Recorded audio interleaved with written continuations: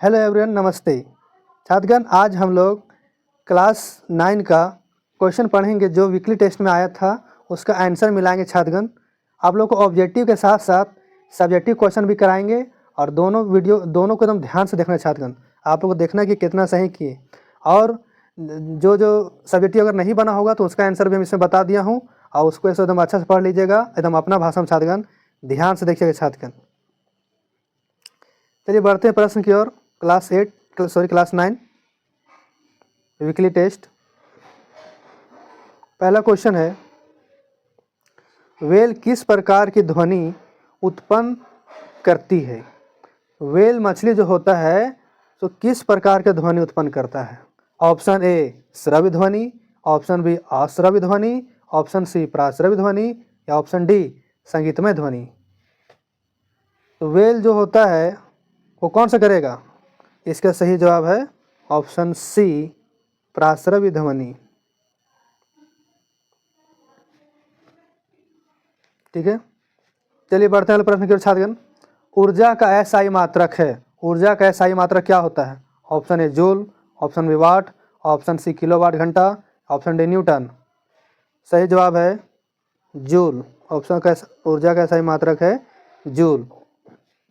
अगला प्रश्न, ध्वनि किस माध्यम से गमन नहीं करती है। यानी कि ध्वनि जो होता है तो किससे आर पार नहीं होता है, किसको पटकेंगे तो आवाज़ नहीं आएगा। ठीक है, तो पहला ऑप्शन है पानी। तो क्या पानी में ध्वनि उत्पन्न होगा। एकदम होगा। अगर आप नदी चल जाइए नहाने के लिए, आप नदी में डूब जाइए, मतलब नदी नीचे बैठिए और अपने दोस्त से जो चिल्लाएगा बाहर से ना, तो आपको सुनाई देगा। तो नदी में आवाज़ गति करता है। ऑप्शन बी निर्वात। निर्वात का मतलब होता है जहाँ कोई हवा नहीं है। Option C steel, option D वायु। तो ध्वनि किस में गमन नहीं करेगी। इसका ऑप्शन बी निर्वात में गमन नहीं करेगा छात्रगण, क्योंकि निर्वात का मतलब होता है जहाँ कोई हवा ही नहीं है, कोई वायुमंडल नहीं है। और ध्वनि को गति करने के लिए, प्रकाश को गति करने के लिए हमें वायुमंडल का ज़रूरत पड़ता है, क्योंकि अगर वायुमंडल नहीं रहेगा तो हम लोग को ना तो आवाज़ सुनाई देगा और ना ही प्रकाश दिखाई देगा। इसीलिए वायुमंडल का होना जरूरी है। इसलिए इसका सही जवाब कौन सा हो जाएगा, किसमें गति नहीं करती है। ऑप्शन बी निर्वात। अगला प्रश्न, बल एवं विस्थापन के गुणनफल को कहते हैं। बल और विस्थापन गुणनफल को क्या कहते हैं। ऑप्शन ए संवेग, ऑप्शन बी दाब, ऑप्शन सी ऊर्जा, ऑप्शन डी कार्य। सही जवाब है ऑप्शन डी कार्य। बल गुने विस्थापन बराबर क्या होता है, तो फार्मूला पूछ रहा है छात्रगण। बल गुने विस्थापन बराबर होता है कार्य। ठीक है, इसको याद रखेंगे। अगला क्वेश्चन, कार्य का एसआई मात्रक है। कार्य का क्या मात्रक है। जैसे हम लोग भार होता है उसको केजी में नापते हैं, तो जब कोई कार्य करेंगे तो उसको क्या चीज में नापेंगे। तो कार्य करेंगे तो मतलब कैसे नापेंगे। तो कार्य करते तो एक तरह से ऊर्जा वाला ही काम कर रहे हैं, इसलिए इसका एसआई मात्रक क्या हो जाएगा, जूल। कार्य का एसआई मात्रक हो जाएगा जूल। अगला प्रश्न, किसी तरंग का तरंग वेग भी है, तरंग दैर्ध्य लैम्डा है, आवृत्ति में एन से क्या संबंध है। तरंग वेग दिया है, तरंग दैर्ध्य दिया, आवृत्ति दिया है, तो क्या संबंध है, तीनों में क्या संबंध होता है। इसका सही जवाब है ऑप्शन बी, भी बराबर एन इंटू लैम्डा। ठीक है, भी मतलब तरंग वेग। तरंग वेग बराबर फॉर्मूला होता है तरंग वेग बराबर आवर्ती इंटू तरंग दैर्ध्य। ठीक है छात्रगण, चलिए बढ़ते अगले प्रश्न की ओर। धनुष की तनित डोरी में कौन सी ऊर्जा संचित रहती है। यानी डोरी में कौन सा ऊर्जा रहेगा, रासायनिक ऊर्जा या स्थितिज ऊर्जा, उसमें ऊर्जा या गतिज ऊर्जा। तो इसका सही जवाब है अस्थितिक ऊर्जा। उसमें एनर्जी पहले से स्टोर होता है, इसका सही जवाब होगा अस्थितिक ऊर्जा। अगला प्रश्न, आवर्ती का एसआई मात्रक क्या है। आवर्ती का एसआई मात्रक, option A second, option B metre, option C hertz, option D newton. इसका सही जवाब है ऑप्शन सी हर्ट्स। आवर्ती का एसआई मात्रक हर्ट्स होता है। क्वेश्चन नंबर 9, यदि 25 मीटर विस्थापन उत्पन्न करने के लिए किसी वस्तु पर 10 न्यूटन बल लगाया जाता है तो कार्य क्या होगा। तो इसका फार्मूला है छात्रगण, फार्मूला से बनेगा ये बोला, कार्य बराबर फार्मूला होता है विस्थापन गुने बल। विस्थापन गुने बल, विस्थापन और बल को गुना कर देंगे तो गुना करेंगे 25 और 10 गुना करेंगे तो 250 आ रहा है। ऑप्शन में तो 250 नहीं है। ठीक साथियों, इसका आप लोग कमेंट कीजिएगा, इसका तो हमको ऑप्शन गलत लग रहा है।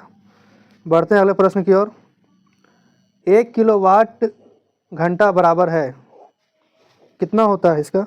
इसका होता है 3.6 × 10⁸ होता है, लेकिन ऐसा ऑप्शन नहीं है, 3.6 होता है ऑप्शन, तो इसका 3.6 ही होगा। चलिए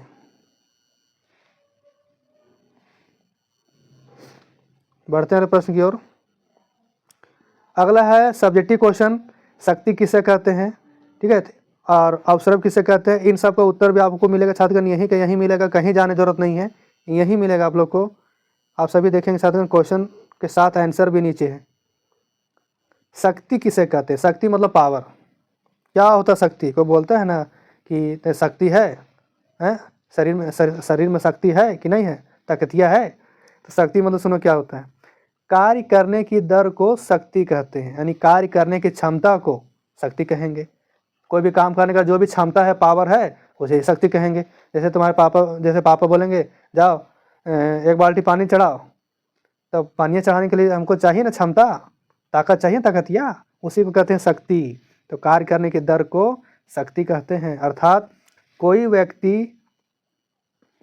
व्यक्ति इकाई समय में, कोई व्यक्ति कोई भी समय में जितना भी काम करता है, उसी समय में जो भी कार्य हुआ उसे कहेंगे शक्ति। ठीक है, शक्ति मतलब कार्य करने की क्षमता, जितना क्षमता है, जितना ताकत है, जितना बल है, वही है शक्ति। अगला क्वेश्चन, अवस्रव ध्वनि किसे कहते हैं?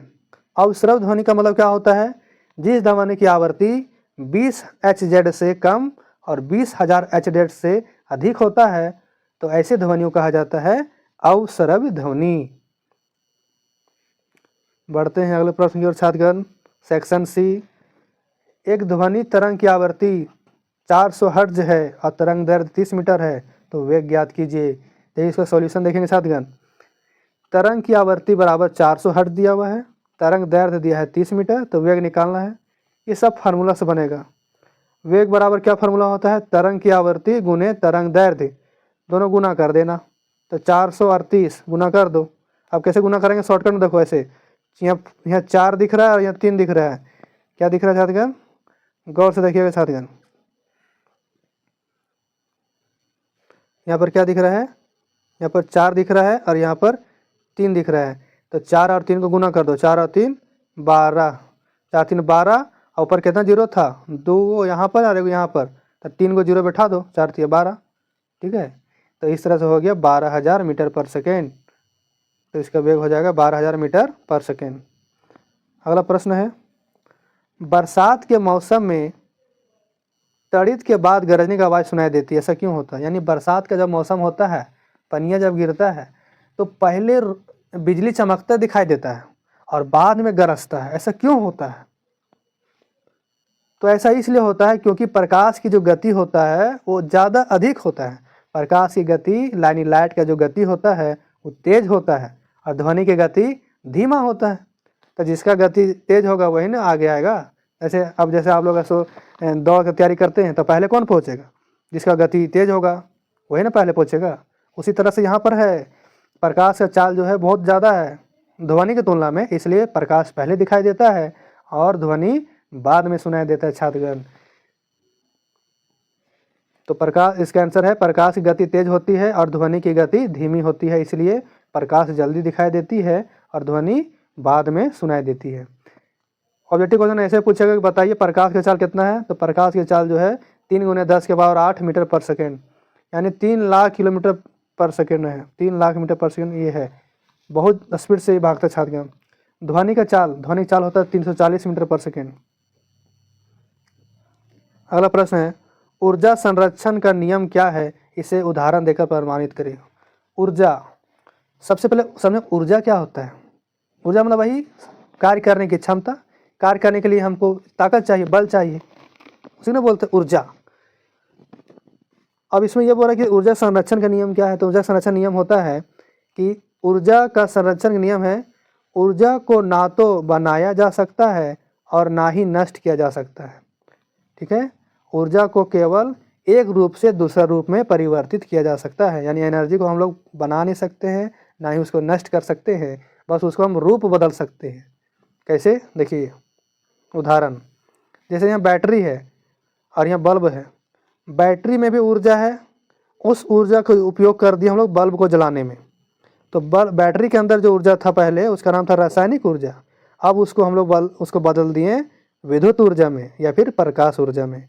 तो यहाँ जितना यहाँ बैटरी में यहाँ बैटरी में जितना ऊर्जा था, वही सब ऊर्जा बल्ब में आ गया।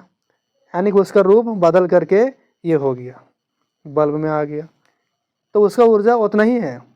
ठीक है, जैसे अगर 1 किलो आटा है, उसको सान देंगे और आटा से रोटी बना देंगे, तो क्या होगा, जितना आटवा था उतनी ही रोटी बनेगा ना, थोड़ी ही आटवा बढ़ जाएगा या आटवा घट जाएगा। उसी तरह यहाँ होता है, जितना ऊर्जा है उतना ही ऊर्जा रहेगा, ऊर्जा ना बढ़ेगा ना घटेगा। ठीक है छात्रगण, चलिए अगला क्वेश्चन, प्रास ध्वनि क्या होता है और इसके 4 उपयोग लिखना है। प्रास ध्वनि को इंग्लिश में बोलते हैं अल्ट्रासाउंड। पहले समझेंगे अल्ट्रासाउंड क्या होता है।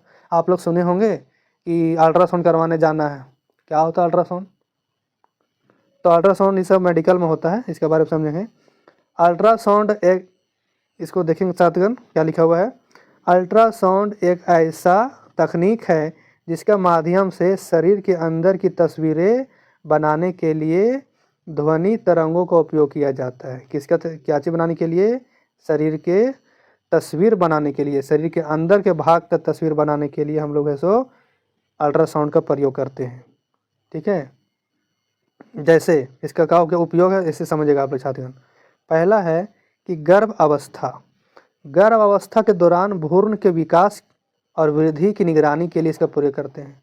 जैसे कोई महिलाएं गर्भवती होती है, तो ये जा कर के देखा जाता है मेडिकल में कि वो जो उसके अंदर, शरीर के अंदर जो बच्चा हो कितना बड़ा हुआ, वो बच्चा ठीक से घूमा कि नहीं, बच्चा ठीक स्वस्थ है कि नहीं, उसका हार्ट बीट ठीक है कि नहीं, ये सब कैसे पता करते हैं, ये सब अल्ट्रासाउंड से ही पता करते हैं, प्राध्वनि के माध्यम से ही करते हैं। ठीक है, तो इसका पहला उपयोग हो गया गर्भावस्था के दौरान भ्रूण के विकास और वृद्धि के लिए निगरानी करना। ठीक है, दूसरा, पेट संबंधित समस्याओं का पता करने के लिए। बाबू लोग ध्यान से सुनो, कभी कभी क्या होता है कि पेट में दर्द होता है तो पता नहीं चलता है, तो डॉक्टर बोलता है अल्ट्रासाउंड कराना पड़ेगा, उसके बाद पता चलेगा। तो फिर हम लोग अल्ट्रासाउंड होता है, जांच होता है, हम लोग ऐसे सो जाते हैं, हम लोग पेट में ठंडा ठंडा कुछ लगा देता है, उसके बाद उसमें फ़ोटो आ जाता है। तो पेट से संबंधित समस्याओं को जानने के लिए भी अल्ट्रासाउंड का प्रयोग करते हैं छात्रगण। ठीक है, तीसरा उपयोग है रक्त प्रवाह का मूल्यांकन करने के लिए। रक्त प्रवाह मतलब कि हमारे शरीर में जो ब्लड का जो प्रवाह है, जो ब्लड बह रहा है, ब्लड यानी खून, तो ठीक से बह रहा है कि नहीं बह रहा है, कहीं ज़्यादा नहीं बह रहा है, कहीं कम नहीं बह रहा है, ठीक ठाक बह रहा है कि नहीं बह रहा है, ये सब देखने के लिए हम लोग अल्ट्रासाउंड का प्रयोग करते हैं। ठीक है, तो तीसरा उपयोग है रक्त के प्रवाह का मूल्यांकन करना, यानी कि पता करना। चौथा, इसके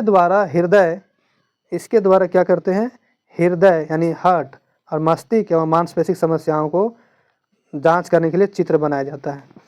ठीक है, जैसे हमारे शरीर में कुछ समस्या है, तो शरीर के बाहर अगर कुछ बीमारी है तो हम लोग अपना आँख से देख सकते हैं, लेकिन शरीर के अंदर अगर कोई बीमारी है तो अंदर हुला के कैसे देखेगा, नहीं देखेंगे ना। इसलिए अल्ट्रासाउंड का प्रयोग किया जाता है। उसमें एक स्पेशल लाइट छोड़ा जाता है, अल्ट्रासाउंड मशीन से क्या होता है, एक स्पेशल लाइट छोड़ा जाता है जो हमारे शरीर के अंदर जाता है और टकरा के वापस आता है, तो वहाँ पर ऐसे इमेज बन जाता है।